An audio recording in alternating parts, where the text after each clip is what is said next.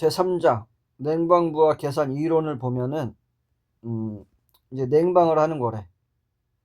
그러면은 얼만큼 냉방을 해야 되냐, 그 필요 수량을 구하는 게 목적인가 봐. 엔탈피가 뭐냐, 습공기의 엔탈피는 건공기의 현열, 수증기의 잠열의 조합이야. 그러면 이것을 조합하면 전열량이 되고, 따라서 습공기 엔탈피는 전열량이야. 어떻게 구하냐,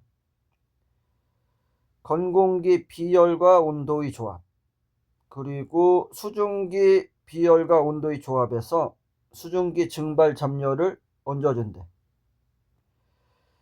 TAC 온도는 테크니컬 애드버서리 커미트래. 2.5% 온도란 위험률 2.5%인데 이거는 참아줘야 되는, 감내해줘야 되는 그 위험률이래. 그래서 예를 들어서 겨울철과 여름철이 있는데, 우리가 뭐 한 겨울철이니까 10도 정도로 유지하려고 그래. 이 정도로 난방을 해줘야 돼, 유지하려면. 그런데 이 온도가 더 떨어질 수가 있어, 추워서. 20도까지, 마이너스 20도까지. 그러면 20도, 마이너스 20도에 맞춰서 이 기준으로 난방을 하면은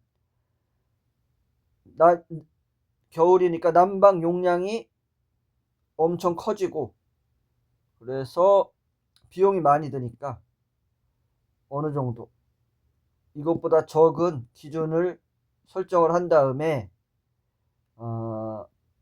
이 정도는 감내해줘라, 2.5%는. 그런데 우리가 이제 이 기준점의 온도를 정해서 난방을 하면 난방 용량이 이렇게 큰데 요 정도밖에 사용하지 않으니까 비효율성이 발생을 한대. 그래서 뭘 읽어보면은 위험률이고 온도로 냉방 난방 설계 시 외기온도 설계 기준을 냉방 난방 시 총 냉난방 기준 시간 중에서 2.5% 해당하는 시간이 냉난방 설계 온도를 벗어나도록 설정해서 계산되는 냉난방 부하를 줄이고, 벗어나는 이제 냉난방 부하를 줄이고, 결국 공조 설비 용량을 줄여서 운전 효율을 높이기 때문에 경제성을 높이고자 하는 것이고, 경제성은 향상되는데 그만큼 실내 온도 유지에 대한 위험률이 증가하도록 설정하는 거래.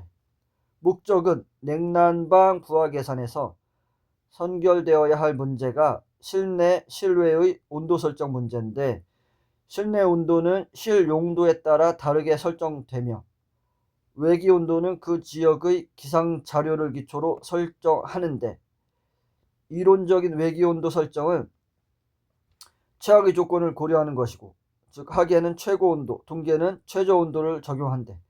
그런데 이렇게 최악의 조건을 적용하면 공조 설비 용량이 커지고 효율은 감소해서 에너지 낭비 요인이 된대. 하여튼 그렇대. 목적은 에너지 절감 목적이래. 냉방 부하의 종류는 공조기의 코일에서 제거할 냉방 부하는 실내에서 취득한 열량, 공조장치의 취득 열량, 에어컨이 뜨거울 테니까 제열 부하. 왜냐하면 습공기 선도를 보면은 이게 100% 상대 습도라면 여기에서 냉방을 이만큼 하면 그러면은 습도가 많이 높아져. 자, 여기서 습도가 많이 높아져. 그런데 더 냉방을 해버려. 그러면은 절대 습도 100%가 되고 물로 뚝뚝 떨어질 거야. 이 상태에서 이 상태에서 만약에 냉방을 해. 그런데 이제 냉방을 하다 보면은 온도가 낮아지고 습도가 높아지잖아. 그러면 냉방을 더 해버려. 그러면은 절대 습도 100%인 점에 부딪혀서 물로 뚝뚝 떨어지게 돼. 그러면은 습해지잖아. 너무 습하면은 안 되니까 다시 온도를 올려줘. 그러면 습도는 낮아지겠지. 그래서 이게 제열인데 영어로 리히트래. 재가열한다는 거래. 그래서 실내 취득 열량은 벽체, 유리, 극간풍은 뭐냐? 우리가 공부했던 의도하지 않은 틈새 바람이고 사람한테 몸에서 열이 날 테니까. 기구 등 취득 열량, 현열, 잡열을 구분하되 수증기가 관련된 극간풍, 인체 부하는 잡열 부하가 있대.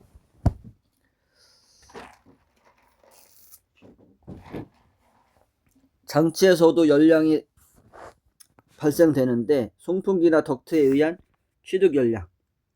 그래서 현열 부하만 있대. 왜냐하면 습기는 없으니까.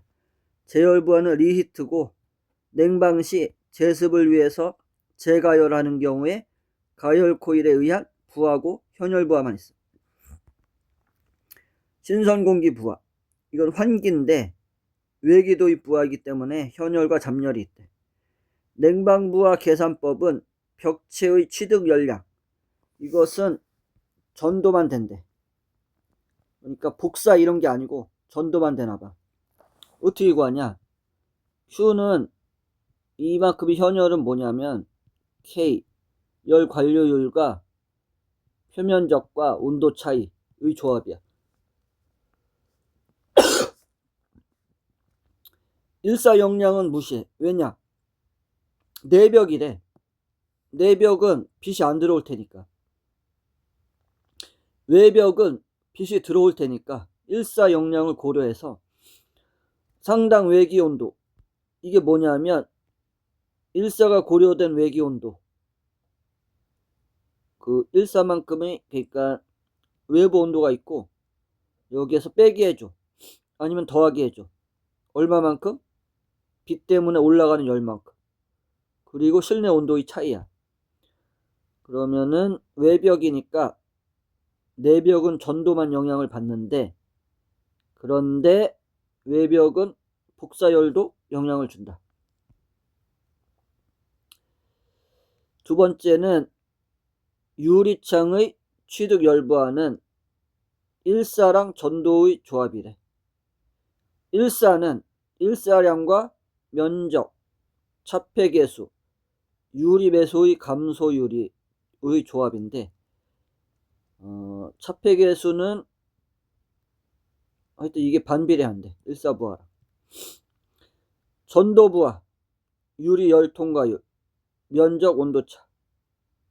차폐계수는 고려하지 않는다. 세 번째, 틈새 바람 부하는 극간풍 부하고 자연 환기 부하야. 여기에는 자연 부하니까 현열과 잡열의 조합이다. 현열은 QS니까 QS는 Q와 로와 비열과 온도 차이의 배수야. 그래서 현열 그리고 잡열일 경우에는 잡열은 잘 사용하지 않나 봐. 하여튼 잡열도 있대. 그 다음에 극간 풍량 계산법. 풍량은 크랙 길이, 이게 이제 벽이 깨질 테니까 오래되면 거기에서 바람이 들어올 테니까 그 크랙당 풍량이 얼마큼 부냐. 그래서 총 풍량을 계산하나 봐. 이렇게 해서 면적법, 창문으로도 바람이 들어올 테니까 창문 면적과 면적당 극간 풍량의 조합이래. 환기 횟수는 생으로 바람을 들여보내는 거니까 환기 횟수와 실내 용적, 왜 용적 세제곱미터냐? 가로, 세로, 그리고 높이까지 하면은 다 미터인데 미터를 3번 해주니까 3번 배수해주니까 세제곱미터가 나와. 이게 최적인가 봐. 그래서 그 다음에 인체 열부하는 현열과 잡열로 구성되어 있대. 사람 수량과 작업 상태 시 1위는 현열 발생량의 조합이야. 그 다음에 실내 전열기구 열부하는 백열등은 1kW고 형광등은 1.2kJ/s래. 이거는 형광등은 킬 때 반짝반짝 하니까 부하의 20%를 얹어주나 봐. 그 다음에 다음 페이지 6번째 공조기기 열부하. 공조 설비에 의한 열부하로 주로 공조기, 팬, 배관, 덕트 등에서 발생한대. 실내 취득 현열부하의 10에서 20%를 산정하나 봐. 제열부하는 냉방 운전 시 장마철, 북극 존과 같이 습도가 높은 경우에 공기 중에 수분 제거를 위해서 냉각 코일에서 추출 온도 이하로 냉각시켰다가 다시 추출 온도까지 가열하는데 이를 리히트라고 하나 봐. 제열부하는 1.01의 송풍량 그리고 온도 차이의 조합이야. 하여튼 부하니까 현열만 따지면은 Q, 로, C, P, 델타 T의 배수야. 이 조합이야 이렇게 해서. 그러면은 도입 외기부하는 실내 청정도를 유지하기 위해 인위적으로 외기를 도입할 때 발생하고 외기량만 결정되면 자연적으로 발생하는 틈새 부하와 계산식이 같다. 현열과 잡열의 조합이래. 송풍량 계산법은 현열량은 Q, 로, CP, 델타 T에서 세제곱미터 퍼 아워가 나올 수가 있고 Q랑 로랑 합쳐서 M으로 계산을 해주면 킬로그램 퍼 아워 단위로 나온다.